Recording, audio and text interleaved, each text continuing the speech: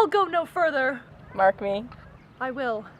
My hour is almost come, when I to sulphurous and tormenting flames must render up myself. Alas, poor ghost. Pity me not, but lend thy serious hearing to what shall unfold. Speak, I am bound to hear. So art thou to revenge when thou shalt hear? What? I am thy father's spirit, doomed for a certain term to walk the night, and for day confined to fast in fires, till the foul crimes done in days of nature are burned and purged away. But that I am forbid to tell secrets to my prison house. I could tell unfold whose lightest word would harrow up thy soul, freezing thy young blood. Make thy two eyes like stars, start from their spheres. They nodded and combined locks to part, and each particular hair to stand on end, like quills upon the fretful porcupine. But this eternal blazon must not be to ears of flesh and blood. List, O list, if thou didst ever thy fear father love. Oh God! Revenge is foul and most unnatural murder. Murder? Murder most foul, as in the best it is, but this most foul, strange, and unnatural. Hast me to know it, that I, with wings as swift as meditation for the thought of love, may sweep to my revenge. I find thee apt, and duller shouldst thou be than the fat weed that rots itself in ease on Lethe wharf. Wouldst thou not stir in this? Now, hamtown, here, 'tis given out that sleeping in mine orchard, a serpent stung me. So the whole ear of Denmark is by a forged process of my death, rankly abused, but no, thou noble youth, the serpent that did sting thy father's life, now wears his crown. My uncle? Oh, my prophetic soul! Hey, that incestuous, that adulterated beast, with witchcraft of his wit, with traitorous gifts, oh, wicked wit and gifts, and that have power, so to seduce one to his shameful lust. The will of my most seeming virtuous queen, O hamtown, what a falling off there was from me, whose love was of that dignity, that it went hand in hand even with me. The vow I made her to marriage, I made to her in marriage, and to decline, upon a wretch whose natural gifts were poor to those of mine.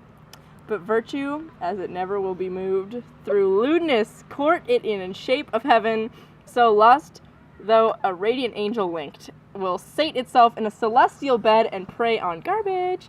But soft, methinks, I scent the morning air.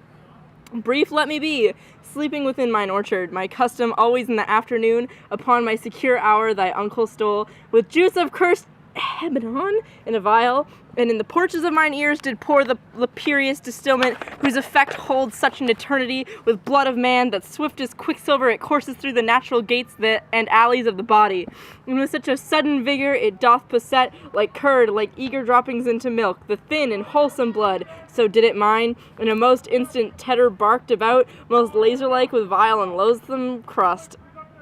All my smooth body, thus I was sleeping by a brother's hand, of life, of crown, of queen, at once dispatched, cut off even in the blossoms of my sin, unhouseled, disappointed, unannulled, no reckoning made, but sent to my account with all my imperfections on my head. Oh, horrible, most horrible.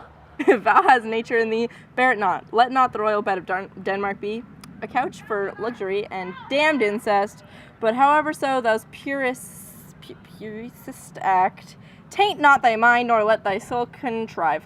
Against thy mother aught, leave her to heaven, and to those thorns that in her blossom lodge. Oh, all you host of heaven, oh earth, what else? To prick and sting her, fare thee well at once. The glowworms show the matin to be near, and gins to pale of his ineffectual fire. Adieu, adieu, adieu, remember me. And shall I couple hell? Oh, fie, hold my heart, and you, my sinews, grow not instant old, but bear me swifty up. Remember thee, I, thou poor ghost, while memory holds a seat in this distracted globe. Remember thee!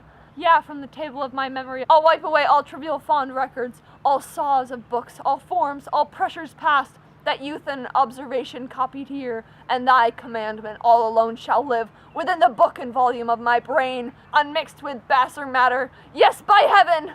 O most pernicious woman! O villain, smiling damned villain! My table's meted as I set it down, that one may smile, and be a villain. At least I'm sure it may be so in Denmark. Wait, I gotta write this down. So, uncle, there you are. Now to my word, it is adieu, adieu, remember me. I have sworn it.